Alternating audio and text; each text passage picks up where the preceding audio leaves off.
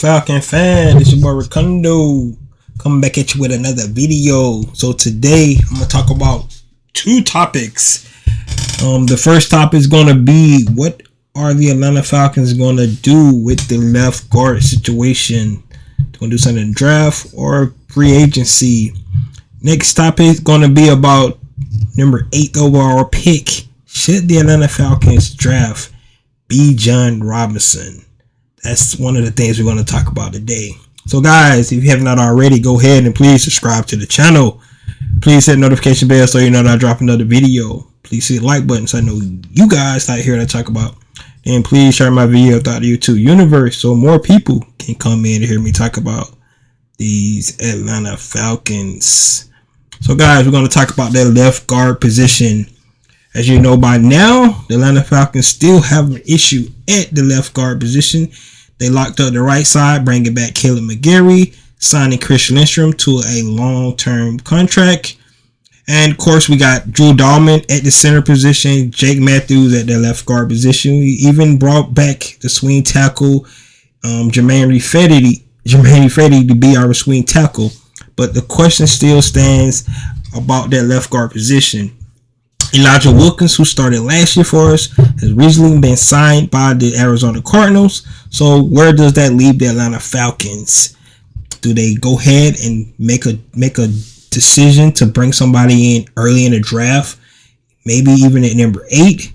There's some guys you can look at there that could be one in particular. At number 8, they want to bring in Peter Skoronsky, guy that played tackle, but everybody's saying that he's probably going to move into guard. That could be a decision they make. That would be a boring decision, but it would be a decision to go ahead and solidify that the offensive line, which we definitely need. Of course, he would have to come in and start day one, just like another guy that's still on the roster, Jalen Mayfield, who we know how his first season went. It was pretty much probably the worst guard in the NFL, graded out that year. Last year, he didn't even get the chance to play. He spent most of his year on the injury reserve. But looking at the Falcons guard roster right now, we got Jalen Mayfield, Matt Hennessy, which was not drafted by this regime. Remember, he was drafted by the Dimitrov Quinn regime. He was brought in to play center. But as we all know, he got beat out by Drew Dahlman last year. So he did play some snaps at left guard last year for us. Didn't play bad, did decent. Of course, last year draftee Justin Schaefer from the University of Georgia come in. We got Kyle Hinton as well on our roster. So do the Falcons believe any of those guys can actually beat the left guard? Or like I said, do they go into early rounds, first, second, third round, and bring in a guard that they maybe think could compete to be our starting left guard? Some notable guys you look at in the draft is Osiris Torrance. Everybody's been talking about that young man from out of Florida coming in. Andrew Voorhees, Chandler Zavala, Emil Irigar Jr., and Nick Broker. Guys, these are some of the guys they definitely could look at. Like I said, Cody Mock is another guy. Joe Tippin as well. Some guys they can look at in the draft. Probably, if they don't get in round 1, they can definitely look in day 2, maybe round 2 or round 3, something like that. But if that's the route they're going to go, or they can go out into free agency. A guy named that's been getting tossed around a lot is Dalton Reiser from the Denver Broncos. Still young, 27-year-old guy that can come in. Maybe he's the guy that can come in and solidify that left guard position for us. Or we could bring back Kobe Gazik as another guy that's out there. Other than that, in the free agency market, I didn't really like any of the guys that was out there. So it's going to be interesting to see what the Falcons are going to be able to do with that left guard position. I don't think it's a huge deal because they plugged and played so many guys last year. Even though Elijah Wilkins started, he still missed a lot of games. So they played a lot of guys at that left guard position, and I don't think we missed a beat. So they can go in. So I believe in our offensive line coach and Arthur Smith to get whoever they put in there to make the right decision to bring in. But it is something to consider, knowing that we still haven't solidified that left guard position. So guys, definitely let me know what you think about what the Falcons' decision going to be at the left guard position.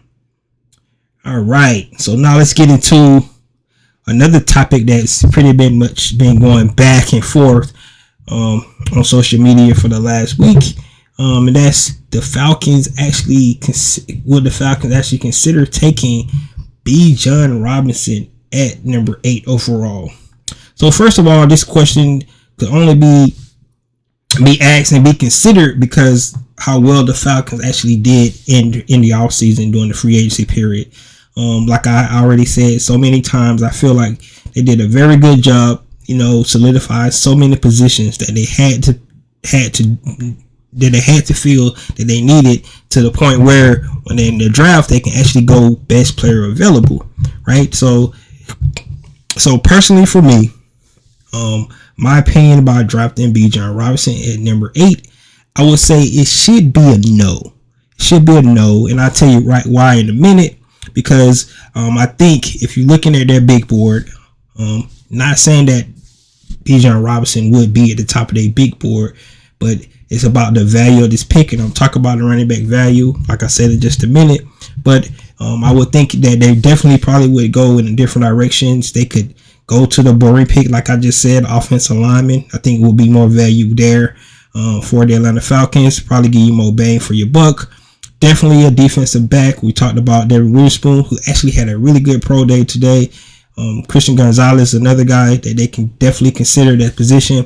What if Jalen Carter falls down to number 8? Definitely a better value there. Tyree Wilson is another guy. My sleeper guy that I had in my last mock draft.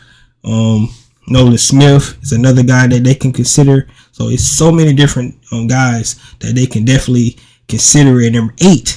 That I would think would be a better choice than Bijan Robinson.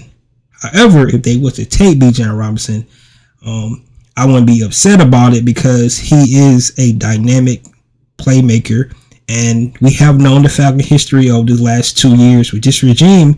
They took a tight end at number 4 overall, which so many people thought they was going quarterback at that position, and then last year they took Drake London at number 8. Where a lot of people thought they was going defensive end, going on the defensive side of the ball. So we really don't know how the Falcons, value their big board, how it stands up. But at the end of the day, I would think that those other guys that I mentioned before Bijan would be ahead of the pack. So, but the reason why personally I would not take Bijan Robinson, because it's sad, but it's true. The running back position has been devalued in the NFL because so many talented running backs have been drafted in later rounds, and you can still get the same value from so many of those guys. So if you just go back, and I went always back to 2017, and just look at how many guys were actually drafted in the first round, and if you go to 2021, Najee Harris was the last guy to be drafted in the first round, right? So he was drafted number 24 overall. 2020, it was Clyde Edwards-Helaire. He was drafted number 32 overall. 2019, it was Josh Jacobs. 2018, it was Saquon Barkley and Rashad Penny. Saquon was drafted number 2 overall. So this is a guy that could be comparable to a Saquon Barkley going in the top 10. Of course, in 2017, you had Leonard Fournette and Christian McCaffrey getting drafted in the top 10 as well. So we know the story about both of those guys. Both of those guys are no longer with their team. We know Christian McCaffrey finally did get his contract. Leonard Fournette drafted by the Jaguars, went to the of course Tampa. Actually did win the Super Bowl, had value, but was it worth it? That's the point you have to make out. So the things I would say about Bijan Robinson is definitely a talent. His last year at Texas had 1,580 rushing yards, 18 touchdowns, 314 yards receiving, 6.1 yard. So this guy is a, like I said, is a talent. Some guys could say could be one of those generational talent. When I look at Bijan Robinson, just to me, he kind of remind me of a guy like Marshall Faulk, where Marshall Faulk was able to catch the ball out of the backfield. Things like that. Edgerrin James, another guy that I can kind of look at, guy that can catch the ball out of the backfield. He's a really good receiver, so you can utilize him more as a receiver as well as a running back. And if you pair him up with a guy like Tyler Algier, I can definitely see the intrigue there why the Atlanta Falcons would do that. That offense will really be explosive, and with a young quarterback like Desmond Ridder, you really take a lot off his plate. So I can understand the reason why the Atlanta Falcons would consider this. And like I said, if they were to make this pick, I would really be excited. But in my opinion, I think they should go in another direction, because at the end of the day, the value for a running back, and I really believe that Bijan Robinson probably will go in the first round, but I think he will go in the 20s, just like Najee probably did, the last guy that was actually drafted in the first round, and he's way better than Najee Harris. So, but I really don't see him going in the top 10. Could be wrong, but I just and he probably one of the best guys in this draft, 100%. He's for talent wise, just like Kyle Pitts was in when we picked him at number 4. So, like I said, if the Atlanta Falcons would decide to take him, wouldn't be upset about it. But in my opinion, I think they should go in another direction, because the value of the running back. I mean, just think about so many guys. Guys like Nick Chubb was picked in the second round. He was picked early in the second round. He's picked Alvin Kamara, Dalvin Cook. A lot of these guys, so many talented running backs in the league today was actually picked in the second round or later, and they still had success. So the value of that pick, and then we think about running backs wearing down with all the touches and stuff, which in Bijan's case, if he get drafted by the Falcons, would not be an issue, because we still have Tyler Algier in the backfield as well. So they could, carry the load together. But I really would think that they would go in a different direction. I believe it's going to be a pass rusher or cornerback. Or maybe, like I said, they could go with a boring pick, where we all will be bored on the first draft night if they go offensive lineman, because of their need at the left guard position. So those are some of the things to consider. It's one thing that I don't think they would do. It was mentioned that they was visiting with Anthony Richardson was actually visiting with them, and I get it. It makes sense to do your due diligence with all the guys that potentially could go in the early rounds, because what you want to make sure you do, that you, as a GM, you might have another chance to bring this guy in as a free agent. You get a chance to, you scouted him, you have to play against him, things like that. So it's always smart to bring in each guy to make sure that you did your due diligence to see if this guy you might want to sign. In my opinion, I have went on the record and said this. I think Anthony Richardson is a project. I seen him at SEC. Maybe he should have stayed another year to improve in some of the things he need to improve in. So many people have said that he might need to sit a year, but everybody's going off the natural talent that he has. But I can tell you one thing that I can say about what people say about talent, and I went and found this because I just wanted to read what some people said about Jamarcus Russell when he was coming out with the overall talent.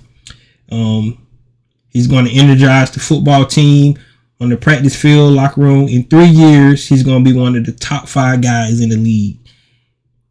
That's Mel Kiper said that about Jamarcus Russell, right?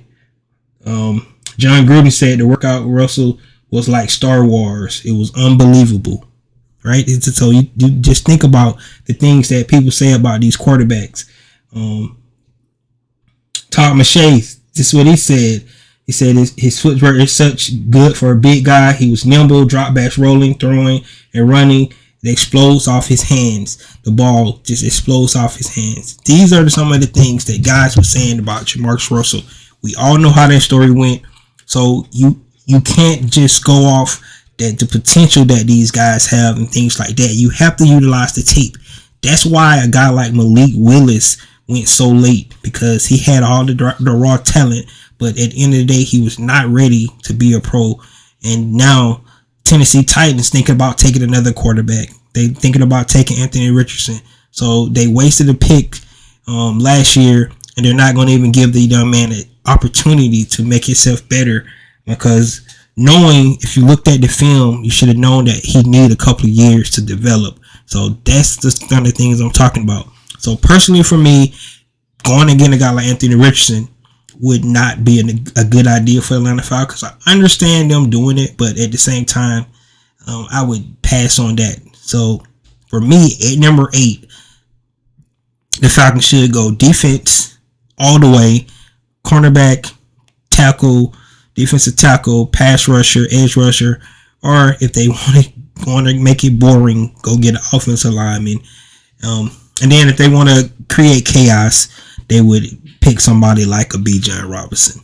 So guys, interested to see what you guys got to say about, of course, our concern that you might have at the offensive guard position. And then would you actually pull the trigger on the phenomenal Bijan Robinson at number 8? This is your boy Ricondo coming back at you with another video. Peace.